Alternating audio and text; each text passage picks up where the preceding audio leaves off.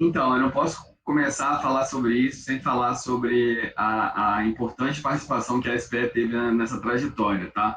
Eu estudei engenharia de petróleo na Universidade Federal do Espírito Santo, onde eu atuei em diversos cargos, inclusive na presidência do capítulo lá, e foi muito importante, né, a minha vivência no capítulo, porque me promoveu um network muito bom. Vou partir desse ponto.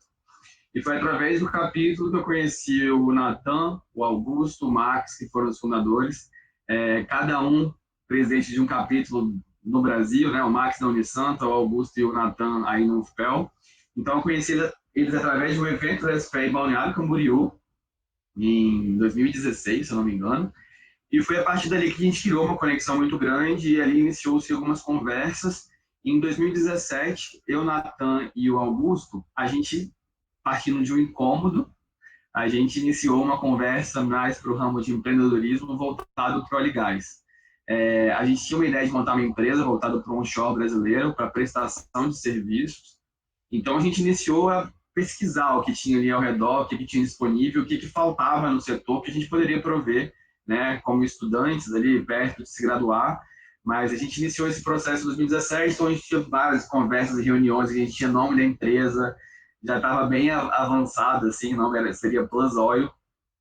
Então foi um momento muito interessante, onde eu mergulhei no universo que eu não conhecia, sabe? De empreender, de buscar soluções para o mercado que já é tão rico, né? E tem tantas empresas e tantas organizações que hoje já estão atuantes. Então é um desafio muito grande você empreender para o mercado já consolidado. Então a gente buscou isso e devido a vários fatores, né? Eu entrei no estágio na Haliburton, na Tana Premier, o Augusto foi para outro caminho também, e acabou que a ideia morreu um pouco, mas ficou ali a sementinha, acho, empreendedora dentro da gente. E agora na pandemia, no início da pandemia, logo em março, março, abril ali, então veio com essa ideia, né? Da gente sair desse cenário de incômodo, onde a gente se via também lá em 2017, 2018, um cenário muito ruim para a indústria, ainda de muita estabilidade, de muita falta de oportunidade, né, para jovens, né, serem inseridos no mercado. E a gente viu na pandemia, né, logo ali no início, que seria muito difícil, né, com a queda do barril, as empresas demitindo muita gente, para essa galera que está formando, né, que está recém-formado, o quão difícil seria se inserir no mercado. Então, a UB nasce desse ponto, né, o Hotel Último Barril nasce desse cenário de incômodo, onde a gente sentia que os estudantes, né, teriam uma dificuldade muito grande de inserção no mercado, de fazer essa ponte entre academia e universidade. Então, dali nasceu a ideia com 4 pessoas, né? Eu, Natan, Max e o Augusto. E a gente, cara, o que a gente pode fazer? E começaram vários brainstorms, aí foram nascendo os primeiros projetos. E hoje, né, agora em novembro, a gente já está mais, já estamos com 12 pessoas no grupo, né, atuando em diversas frentes. Hoje a gente tem diversos projetos acontecendo. Mas esse é um pouco do background aí, né, rapidamente, para falar um pouco de como a gente chegou nesse ponto.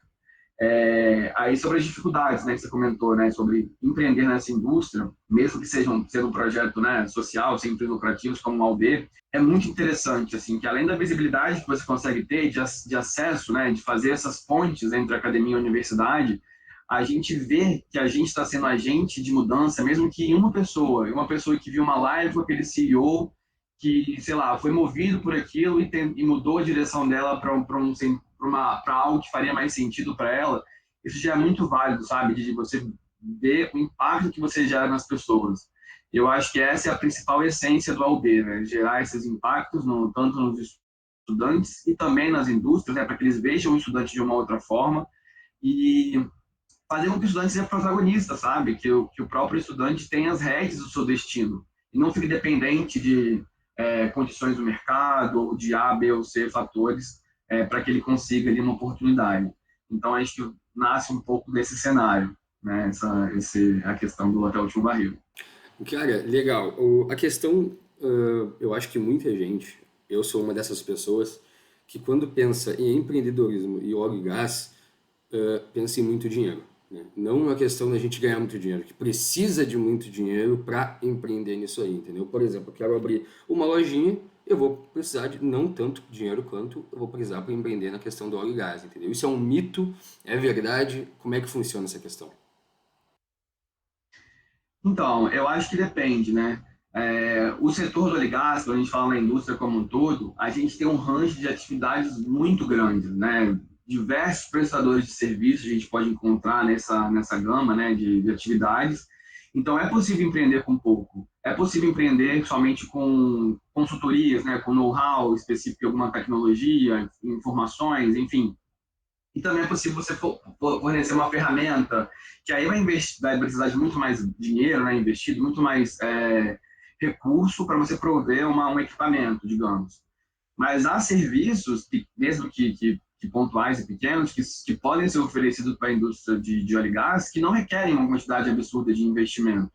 A gente viu isso também quando a gente estava falando sobre a Plus Oil, lá em 2017, que a gente poderia prover um tipo de serviço até mais otimizado, mais barato, utilizando mão de obra da universidade, por exemplo, para suprir algumas questões que a indústria possui, sabe? Algumas questões que ainda não são cobertas de forma completamente eficiente, que a gente poderia otimizar utilizando um grupo de estudos de uma universidade, sabe?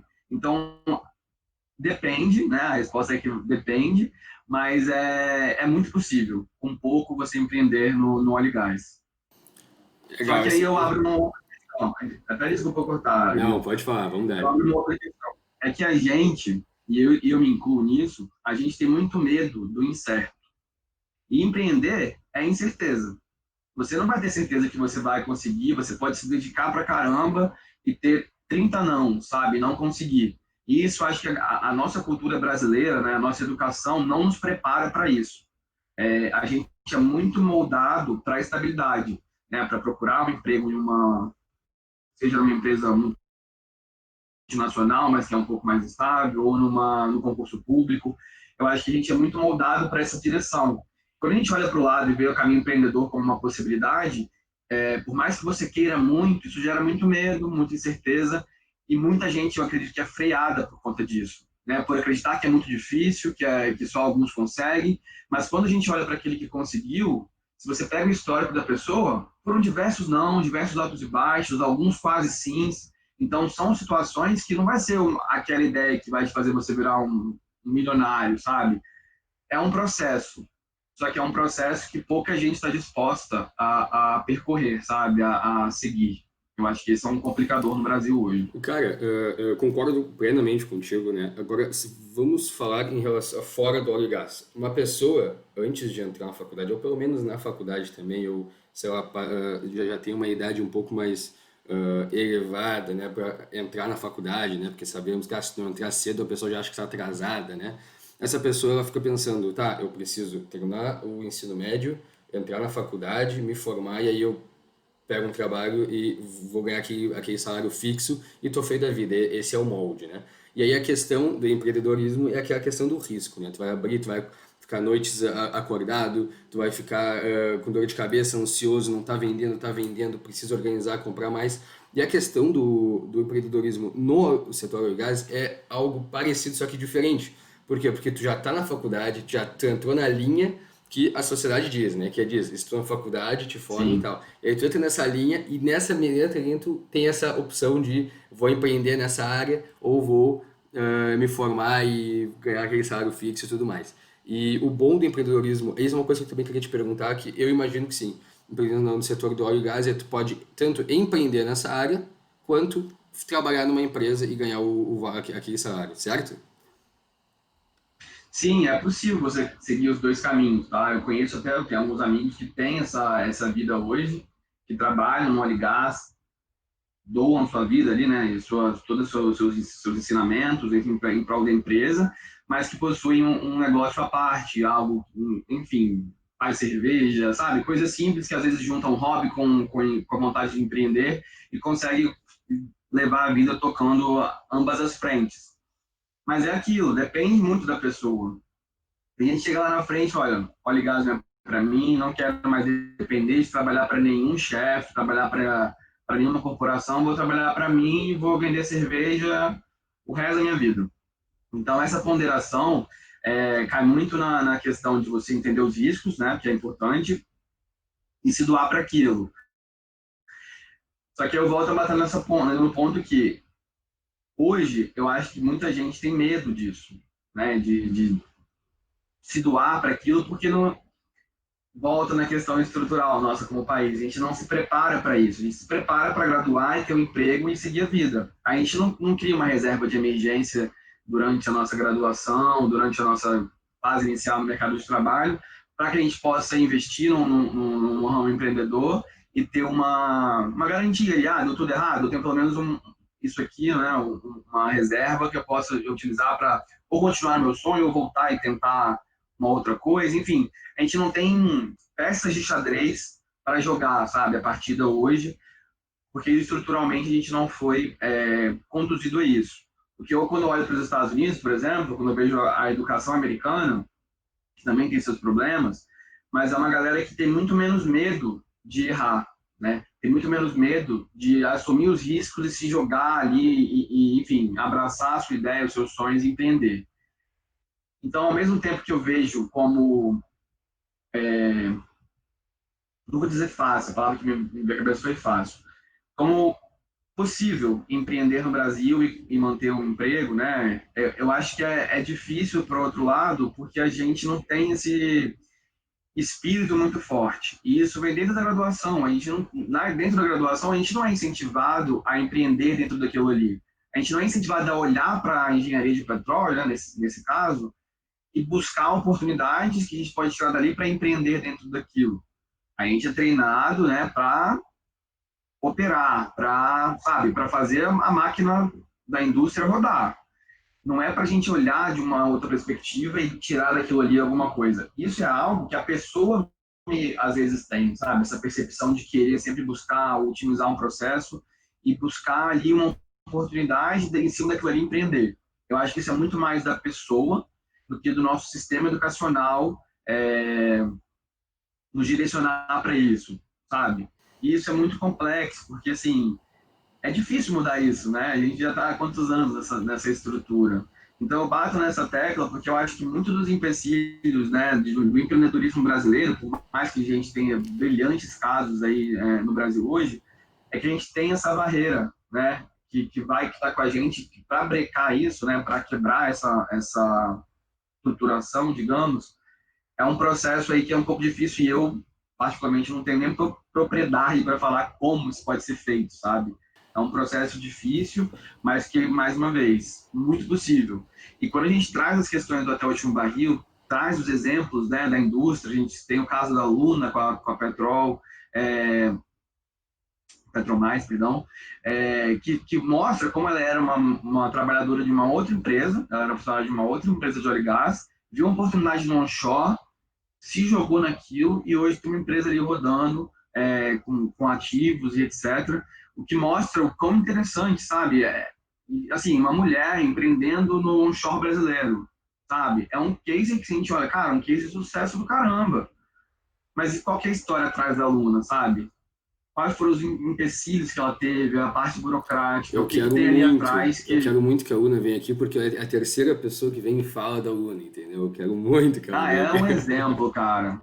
Ela é um exemplo, assim, que é fantástico, assim, de ver a oportunidade, entender que aquilo ali tem potencial e se doar, sabe? Se doar e colher os frutos depois. Então, assim, ela é um exemplo que eu acho fantástico, assim, que mostra que é Excelente, cara. realmente possível e que você pode trabalhar numa empresa, enfim, e ter uma veia empreendedora forte ali e, enfim, colher os frutos futuramente daquilo ali.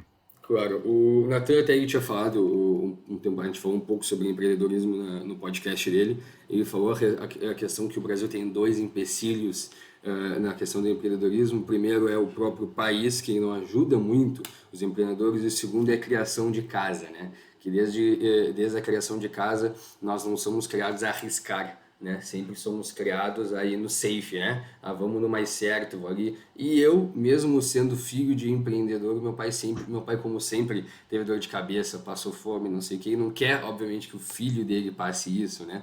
Então ele sempre me Sim. falou, eu sempre ajudei ele nas lojas, sempre estive ligado com essa área empreendedora, só que ele nunca quis que eu arriscasse minha vida. Ele sempre, não, tu vai estudar, me colocou em colégio particular, vai passar na universidade, vai te formar, vai trabalhar numa empresa. É o sonho dele até hoje, né? Então, tem toda essa questão da criação aqui no Brasil, né? sim. Vamos viver no safe, né? Que é mais garantido É, para não termos problemas. Mas é o track record, né, que a gente tem. isso, e também tu vê, né, se tu for abrir as redes sociais, lives de vários, os maiores empreendedores do Brasil, e até fora do Brasil, o que que eles dizem? Que o Brasil é uma mina de ouro, né? Que tem tanto espaço para empreender aqui no Brasil que quem conseguir tá rico, entendeu? Já era. E nos Estados Unidos e fora do Brasil, é muito mais difícil tu empreender lá. Por quê? Porque as pessoas já estão empreendendo. O pessoal já se arriscou. É Sim, exatamente aquilo que tu falou. Lá o pessoal já tem a mentalidade. Vão lá, ficam vendendo limonada desde pequeno na frente da casa, né? A gente vê isso nas séries, nos sim. filmes. Mas isso é a realidade, né? O meu primo que mora lá tá fazendo isso. Eu não acreditava nisso, entendeu? Então tem toda essa questão da criação, toda essa questão. Então, ah, esse pensamento, né, de empreender na hora do óleo e gás, quando eu vi a ideia lá no Pessoas 4.0 no Fábio, quando eu vi pela primeira Sim, vez, sim. lembra? Quando eu vi pela primeira vez, eu fiquei, cara, que foda esse projeto, e comecei a acompanhar vocês, Não, muito pica. e não só, e não digo só no óleo e gás, tá, Youssef? A gente tem no Brasil, né, até vou chamar aqui, fazer um convite para o pessoal ler os artigos que a Isis, né, fez em contribuição aí com colaboradores do AUB, na Brasil Energia, onde ela destrincha toda a questão da transição energética no Brasil e fica muito evidente ali nos artigos o potencial brasileiro, sabe? Não só no óleo e gás, mas também na questão das renováveis, né? Energia solar, térmica, enfim, é todo um é uma mina de ouro, como você falou. A gente tem tudo, sabe? O Brasil é um país tão rico e a gente, como brasileiro, isso é muito louco. A gente é muito treinado desde cedo a valorizar sempre o estrangeiro, a sempre, O gringo é foda, o sabe? gringo é melhor que a É gente. bom, o é sempre melhor que a gente. E a gente para muito para olhar dentro. Então, uma provocação que a gente quer trazer é que a gente pare, né, que o jovem hoje consiga olhar para o Brasil e ver potencial aqui dentro, né, e investir um tempo para buscar as oportunidades que existem hoje aqui e como ele pode melhorar aquilo, sabe? Como que ele pode empreender, mesmo que de uma forma pequena, num projeto pequeno, numa energia solar, lá no Maranhão, uma energia, sabe? Há oportunidades, pouco exploradas, né? Eu diria. Só que é difícil, cara, você trazer essa mentalidade, porque muitos, quando eu vejo muito isso lá, eu via muito lá no Pessoas 4.0, e eu não julgo porque eu era essa pessoa, do jovem que quer formar, trabalhar numa grande empresa, viajar ao mundo trabalhando. Essa é uma ideia muito vendida, né? E muita gente compra isso, né? Eu fui essa pessoa, eu fui esse estudante que queria formar, trabalhar numa grande empresa, viajar ao mundo trabalhando. Pouca gente, a gente fez até uma pesquisa uma vez dentro do cenário do AUB ali, de alguns convidados, né, de participantes de lives, etc. Pouquíssimos não querem empreender. Quando a gente pergunta quem tem interesse em empreender, geral fala que quer, sabe? Mas por que não empreende, sabe? Qual que é a barreira? Essa Medo, questão que é uma parada, aí é, cai nesse cenário de várias questões. Então, acho que a gente, hoje no Brasil, está saindo alguns projetos, né? Tem a questão também da NRC, que vem com um projeto bacana aí, a questão do cara trazendo questões, né? O campo adequadamente regulado. Então, assim, a gente está se movimentando, que eu acho super interessante já, numa direção onde, possivelmente, num futuro próximo, o jovem vai ter mais suporte, mais direcionamento. Eu acho que falta uma mentoria também nessa direção de, poxa, quero abrir uma empresa hoje. A pessoa acho que só pensa o quão difícil vai ser, o quão burocrático vai ser. Mas o burocrático como? Sabe? O que, que precisa? Quanto que eu preciso investir para abrir um CNPJ? Sabe? O que, que eu preciso fazer, buscar, etc. Essas informações, né, que só procura saber realmente quem mergulha na questão, para muita gente, né? Por preguiça e tal, é difícil, não vou. Eu vou ficar aqui, vou entrar nessa empresa e vou fazer minha carreira aqui. E aí entra outra questão que é o comodismo, sabe? Tipo, trabalho hoje na Halliburton, tô feliz aqui pra caramba, ganhando meu salário aqui, pô, tá tranquilo. Qual vai ser o cenário que vai me direcionar para Pô, e se eu abrisse um negócio aqui voltado para prestação de serviço num onshore brasileiro lá no Nordeste, sabe? Eu acho que falta minar nas pessoas o temperinho ali, sabe? Para deixar essa pulguinha no ar. Eu não estou falando isso para que ninguém mais tem que buscar trabalhar em empresas grandes, multinacionais, tem que só empreender. Não acho que seja assim, tem gente que não nasceu para empreender. E tudo bem.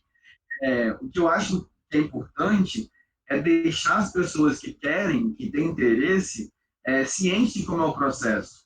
E não só nessa ideia utópica de, eu quero, mas é difícil, vai o Brasil, vai não sei o quê, e trazer essas várias questões para a mente que acabam freando a pessoa.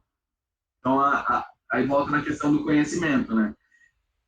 Entender, né, nosso processo regulatório, entender as burocracias que o Brasil possui, é um processo muito importante para que a pessoa passe dessa fase inicial, que eu acho que é a mais difícil, digamos, que é o primeiro passo. Depois que você desceu a ladeira ali, meu amigo, vamos embora. Aí vai ser não, e tudo bem, é não, e é um talvez, e aí vai descendo a ladeira até você conquistar aí aquilo que você almeja.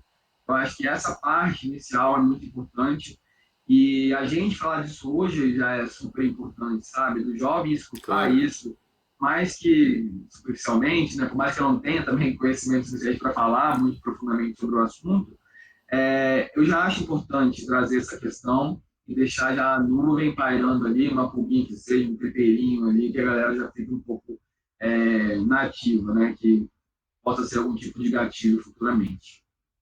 Realmente, Felipe, empreender então é um desafio, né? Como a gente pode ver. Queria Sim. então que tu falasse um pouquinho quais são as metas do último barril para o ano que vem, para 2021. Então, Algumas coisas. final, voltou? Não, pode continuar. Ah, tá. Então, a gente como grupo, né, essa semana, ontem, a gente completou 1.000 seguidoras no Instagram, então foi um marco interessante para a gente essa semana, motivo de comemoração. O nosso objetivo, Reite, é trazer o jovem para o protagonismo da indústria de energia.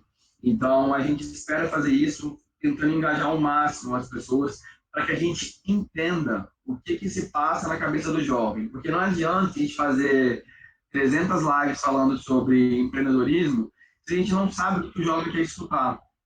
Se ele quer tirar uma dúvida sobre a burocracia, se ele quer, sabe? Esses pontos eu acho que a gente, hoje como grupo, a gente busca tentar entender mais o jovem. Somos um grupo de 12 jovens, de diversas partes do Brasil. Já é um cenário já diverso, né? Temos mulheres no grupo, temos homens, temos de regiões diferentes do Brasil. Alguns estudantes, outros trabalhando na indústria, outros que formaram na indústria trabalhando fora dela. Então, a gente já tem um grupo diverso hoje. Mas é muito importante entender a realidade dos estudantes de engenharia de petróleo, por exemplo, lá na Bahia, lá no Rio Grande do Norte, quais são os gargalos que eles têm lá, sabe? Então a gente busca hoje como grupo, acho que o nosso objetivo de maior para 2021 seria trazer mais gente para o bar, sabe? E pegar o input da galera, sabe? O que vocês precisam, qual que é a dificuldade, quais gargalos vocês vivem hoje, o que vocês sentem que pode melhorar, e a gente tentar fazer essa ponte com a academia, entre a academia e a indústria, por exemplo, se esse for o interesse da galera. A gente sente muito, vocês vivenciam isso muito aí na UFPEL, eu que estudei na UF, por mais que seja aqui no Sudeste também vivenciei um pouco, que existia um grande gap entre as universidades que estão fora do eixo Rio-São Exatamente. Paulo, e as empresas que estão aí, né, contratando gente no mercado de trabalho, maiores, digamos. Qual que era o empecilho? O que existia? Né? Por que isso não acontecia antes? Eu acho que o Pessoas 4.0, que o Fábio Martins trouxe, uma grande revolução nesse sentido, que eu acho que trouxe muita visibilidade por causa da Total, por exemplo, e é muito importante a gente falar sobre isso. Por que isso acontece na Universidade do Rio de Janeiro? Não tem gente que é competente no Rio Grande do Norte, não tem gente competente na UFPEL. As universidades que são fora do Rio, né, elas se preparam para deixar que o estudante, na época do estágio, ele possa viajar e morar em outra cidade para fazer estágio. Então, isso não seria uma questão para um impeditivo, sabe? Então, acho que entender essa realidade e tentar, a gente como um grupo, eu acho que hoje, felizmente, a gente consegue ter uma voz um pouco mais forte do que se fôssemos 12 estudantes falando separadamente. A gente, como grupo, hoje consegue ter uma voz que alcança um pouco mais, sabe? Então, é levar essas informações, bater na porta das empresas e falar, olha, o pessoal do UFPEL tá com essa demanda aqui, por que isso não está acontecendo? E tentar abrir portas, sabe? Fazer essas conexões que eu acho que são super importantes, mesmo que em pequena escala, sabe? Então, quando você pergunta sobre, né, a projeção para 2021, eu acho que a maioria se resume a isso, né? Trazer o jovem para o protagonismo e continuar aí impactando positivamente a realidade de feedbacks muito interessantes de pessoas que foram diretamente impactadas pelo grupo. E isso é motivo de muita felicidade, né? Como eu comentei, ver que uma atividade que a gente está promovendo, né, voluntariamente, ali, que a gente fora do horário de trabalho, está se doando ainda mais em prol do Brasil, né, em prol de trazer esse protagonismo, e ver as pessoas sendo impactadas por isso é muito, muito gratificante. E só dá mais gás, sabe? A gente só quer fazer mais e mais. Então, por isso a gente saiu de um cenário onde a gente fazia lives, né, e artigos lá no Instagram, tinha parceria com o Café com Cavanha, para um cenário hoje onde a gente tem parceria com a Brasil Energia, com a TN Petróleo, temos um podcast para ser lançado, vamos ter também uma surpresinha no início de 2021, que vai sair também, voltado para um shopping brasileiro. Então, a gente tem uma frente de atividades, se a gente para, caramba, a gente faz muita coisa, sabe? Para a galera, isso é muito bacana, é motivo de muito orgulho quando a gente olha de fora, assim, e ver, cara, a gente está realmente conseguindo impactar as pessoas, né, que é o nosso objetivo, e trazer o jovem para o protagonismo da indústria de energia, né, não só na indústria ligada, mas de energia como um todo.